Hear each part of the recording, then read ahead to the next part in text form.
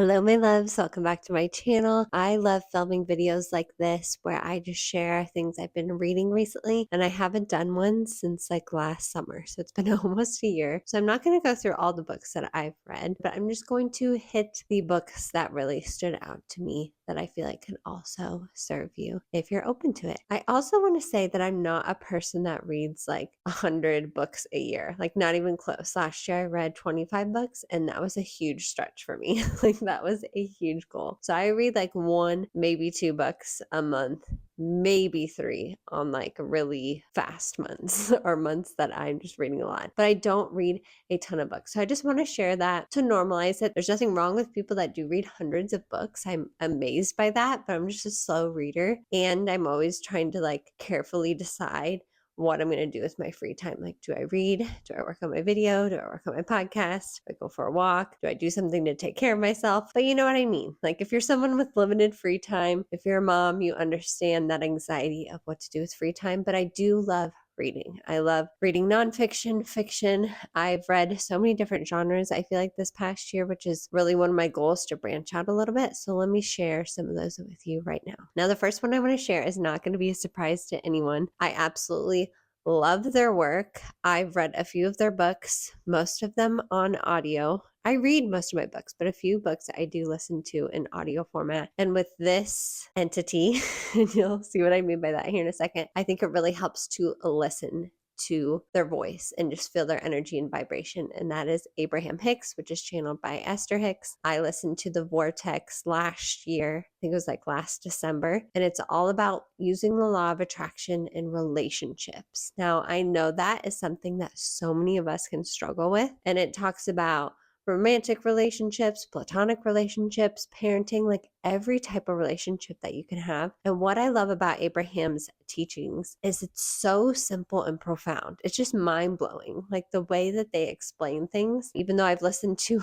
hours and hours of their content, I'm still just like blown away by the simplicity of it. And it really always comes back to focusing on the things that you do want and not focusing on the things that you don't want, something that we can so easily get caught up in. So if you feel like you're someone that likes the spiritual woo-woo stuff and also wants to listen to a lot of that content geared towards your relationships, check out The Vortex. You can listen to it for free if you have Spotify Premium. I think there's another stipulation to that, like you have to be the main account holder or something like that. But that's how I listen to a lot of books for free, is through Spotify. Also, I forgot to mention this at the beginning, but my reading goal for this year is I don't have a reading goal. My only intention for this year is no pressure. So that includes books. I do not have a reading goal this year. We'll see how many books I read by the end of the year, and it will be really interesting to see how many I get through without trying to hit a certain goal. The next book that I want to share with you all that I've read in the past year, again, I'm just picking a few books to share, is Skyward by Brandon Sanderson. This was totally different than any other book that I read. One, it was young adult, so it's like geared towards younger kids, maybe even teenagers. And it was science fiction. I love science fiction movies. Like I am a fan of science and things that feel like they're not real, even though some of it I think is real. But basically it's about this girl, gosh, I can't remember her name because I don't have the book with me. Spin, I think is her nickname. I'll put her name up on the screen. Her dad was a pilot. They live on this planet where they kind of got like marooned, and they've kind of built this whole society on this planet. And a big part of it are these fighters that go into spaceships and fight the Krell, which are like the aliens that they think are their enemies. Anyways, it kind of has Fourth Wing vibes in terms of it's like a flight school and she's going through that and trying to prove herself, but it's more science fiction and there's not really romance, at least not yet. I've only read the first book. I loved it. I haven't read any Brandon Sanderson books, but I've heard a lot about his other books, and I feel like this is a really good place to start. I also had the bad habit of starting like 5 different series last year and not finishing them, so I definitely plan on finishing it. They're just thick books, so I kind of had to take a break to read some other books, but I'm definitely going to get back to it. But if you're wanting to dive into his work, dip your toe in science fiction. If you're a space girly, I love anything to do with space. Definitely check that one out. Now, along with that, I can't talk about science fiction without talking about, and I do have the physical copy, Sunken Spaceship by Anthony J. Malchiori. Now, if you know me, you know that this is my cousin. My cousin is a science fiction author, and I just think that is so freaking cool. I love his story because he didn't start off writing. Actually, I think he's always written on the side. He's always been an author on the side, but it's now his full-time gig. And it was just so cool to see his evolution. And I'm ashamed to admit this, but I just now picked up one of his books. Like, this is the first book of his that I've read. I know I'm a horrible cousin because this is a genre I feel like I would really like. I just haven't dove into or like had the courage to dive into science fiction. I like science fiction movies, but something about a book kind of intimidates me because you have to like picture a lot of it. And sometimes I struggle with the really descriptive scenes. I don't know if anyone else is like this, but this was amazing. I know I'm biased, but as I was reading it, I was like, oh my gosh, this is so good. It's fast paced, it's action packed. I love the dialogue in this. There's like snappy dialogue. He has a dog that comes along with him. Finn is his name, and he is a Marine.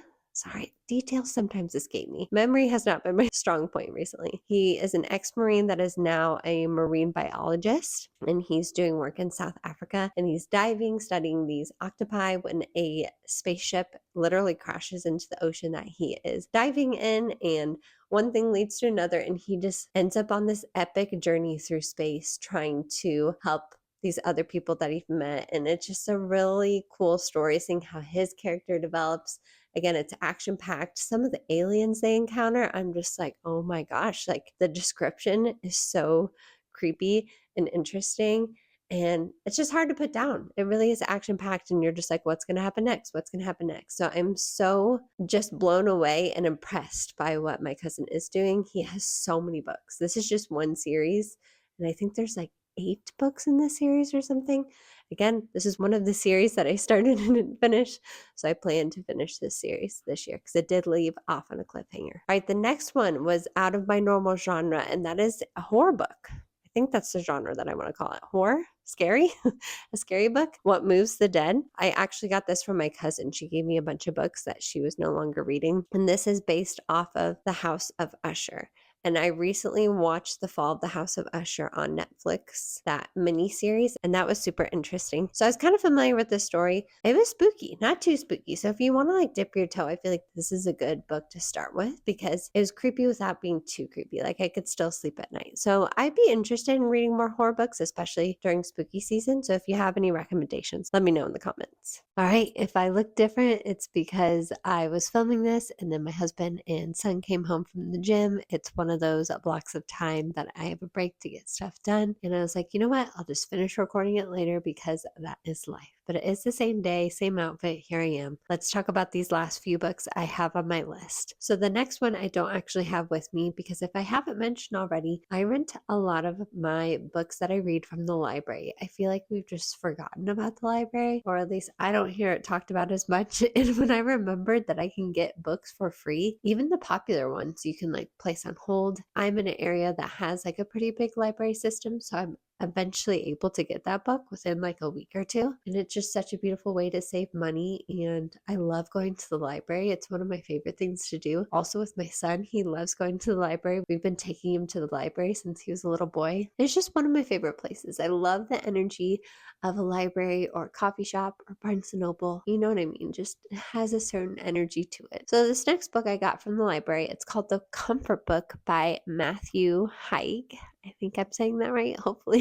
He's the author of The Midnight Library, and that's actually why I got this book, because I loved The Midnight Library so much that I had a feeling I would like this too. This is actually more of a nonfiction, and it's a collection of like thoughts that he's had and little like musings and little essays and just little blurbs. Like some are tiny and some are a few pages long, but it truly is like a comfort book. I would read a few passages before bed each night, and it was just such a beautiful way to fall asleep. I love reading a book like that, like a good nonfiction that's just uplifting and inspiring before bed. I feel like it really like sinks into my subconscious as I sleep. I've just really enjoyed everything that I've read of his so far. I love his perspective. I love his take on life. He's like such a deep thinker like me. It reminds me of some of the thoughts that I have, and it was just a really beautiful, uplifting book. So I definitely need to check out his other books because I know he has quite a few more. All right, the next one I want to mention, just because I, again, want to normalize like not finishing a series or not finishing a book. I did actually finish this book, but I don't think I'm going to finish the series. And the book is The War of Two Queens from the Blood and Ash series. I like the story. I like the characters, but the books are just so long and hard for me to get through. It's just kind of like a grind to get through them. And I do end up enjoying the story, but for how slow of a reader I feel like I am,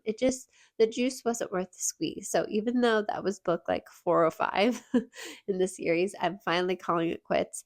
I was about to read the next one and my intuition was just telling me, no, like just stop. It is taking way too much of your time. Move on to a different story. And actually, funny story about not continuing on. I actually checked out the book. I had it with me, and my son was just so adamant about feeding the book monster, which is like the book return at the library. They have it dressed up like a monster, and we were walking out, and I just checked out the next book in that series. He just was like losing his you-know-what because he wanted to put the book that I just checked out into the book monster. So I was taking that as a sign because I really wasn't that excited about reading it. I just wanted to finish the series. And how often do we read something just to like check it off, you know? That was such a beautiful reminder to me, even though it was my son kind of throwing a tantrum. I was like, you know what?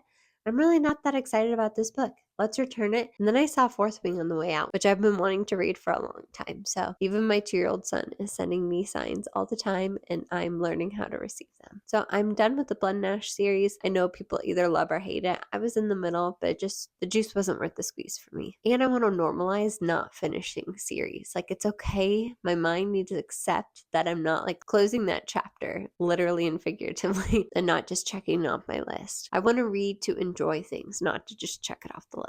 Right, I got to reposition here for these last few books. Let's talk about the books that I'm currently reading. One I already mentioned, and I'm not sure what took me so long to finally get this book. It took a sign from my toddler, like I said, and finally seeing it at the library, but that is Fourth Wing. I only have 20 pages left, and I feel like the ending is really going to be something else. So I'm very excited to finish this tonight. I'm going to finish this right after filming this video. I've just loved the characters in this. Violet, like seeing her story, how she's gone from like the underdog to such a strong writer, and Xaden is easily becoming one of my favorite romantasy book boyfriends, I guess you could call it, just like that bad boy image. And I can see why this is so popular. It really is a good story. If you're just like not sure about the whole dragon thing, give it a try. It really is like such a fast-paced read, even for how like thick it is. The other 2 books I'm currently reading, this one I'm just like taking it slow and easy. I found it at the thrift store. It is Wisdom of the Ages by Wayne Dyer. I've heard a lot about Wayne Dyer, but I haven't read any of his books. Actually, that's not true. I think I've read one of his books. But this one is similar to the Comfort book in that it's just a bunch of small passages. And what he's done is he's actually taken passages from other philosophers, writers, poets, just like the wisdom of the ages, like Shakespeare and Buddha and Confucius and Jesus and William Blake, Thoreau,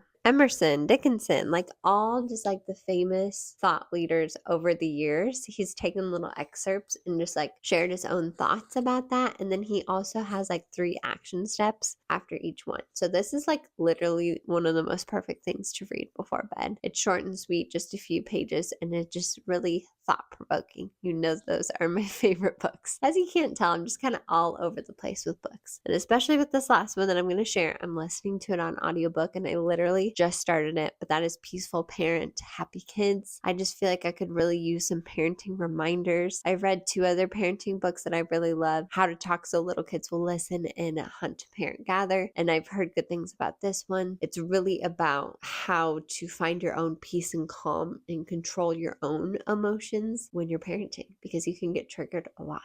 So I'm excited to keep listening to that one. I'm also listening to it on Spotify, but those are the books that have really stood out to me since summer of 2024 till now, April 2025. I'm excited to keep reading. I have so many books on my nightstand. It's insane. Yet I keep going to the library and checking out more books. I'm sure so many of you can relate to that. So let me know your book recommendations down in the comments based on the books that I shared. I really like branching out into new genres, and I really love a book that just like makes me think and makes me question everything. So if you are new here, please consider subscribing. I have new videos about every other week. week, but we're always talking about what it means to live an aligning, fulfilling life, whether it's with the books I'm reading or daily vlogs, or I definitely dive into that even deeper on my podcast, Alignment Adventures. I just love creating and sharing and following my passions here on this channel and my podcast. As always, sending you all so much love, all the highest vibes, and of course, I'll see you in the next video.